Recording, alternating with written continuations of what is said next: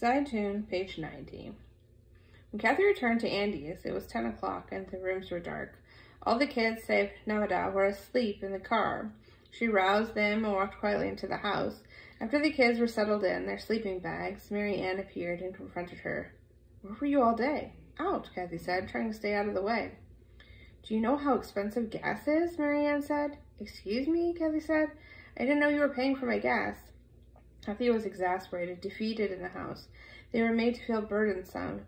Now she was being scolded for leaving. She vowed to herself to get through the night and think of a new plan the next day. Maybe she could drive to Phoenix to stay with Yuko. It was a ludicrous idea to travel 1,500 miles when her blood relatives lived 50 miles from New Orleans, but she'd run to Yuko's house before and could do so again. The attention was bad enough already, but for Adam and Abir's sake, Kathy had to ask. After all, Mary Ann knew them. She'd met Adnan and Amir many times. Couldn't they stay for one night? "Absolutely not," Mary Ann said. On the dark second floor, Zeitoun held a flashlight between his teeth, sifting through the pile of belongings he salvaged. He shelved the books he could. He boxed the certificates and pictures. He found pictures of his children when they were smaller, pictures from a vacation they'd all taken to Spain, pictures from their trip to Syria. He organized them, found a plastic bag, put them safely inside, and then reboxed them. In another older box, he came upon another photo, sepia-toned in a rickety frame, and paused. He hadn't seen it in years. He and his brother Louis and his sister Zekia were playing with their brother, Muhammad, 18 years older. They were all wrestling with him in the bedroom. Zeitoun, Ahmad, and all the younger boys had shared in Javath, and their little Abraham was on the far right, maybe 5 years old, and his tiny finger swallowed by Muhammad's huge hand.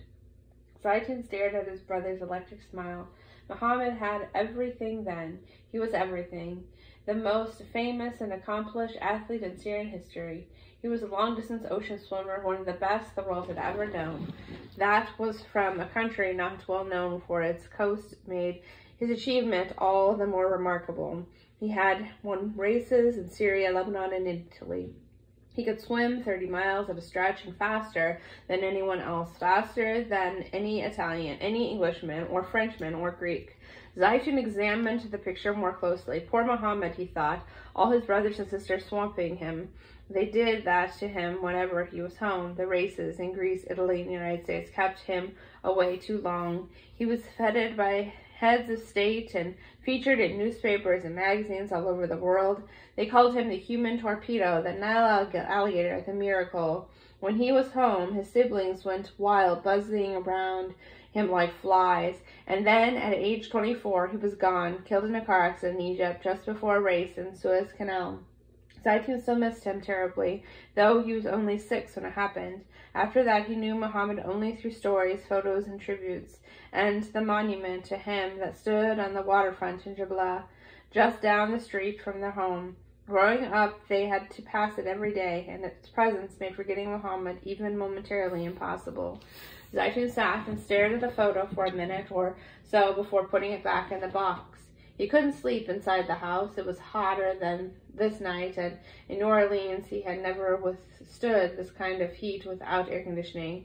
Laying on sweat-soaked sheets, he had a thought. He looked in one of the upstairs closets for the tent he'd bought a few years back.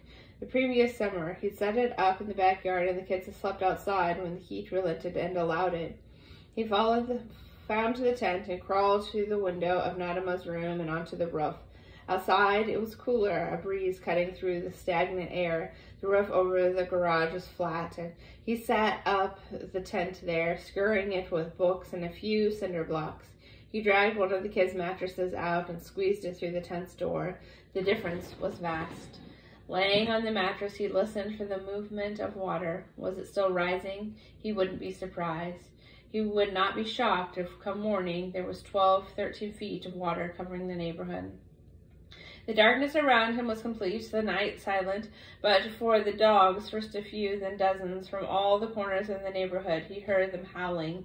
The neighborhood was full of dogs, so he was accustomed to their barking on any given night. One would become excited by something and set off the rest, and a rhythmic call and response that could last hours until they calmed one by one into silence. But this night was different. These dogs had been left behind, and now they knew it. There was bewilderment and anger in their cries, and they cut the night into shards.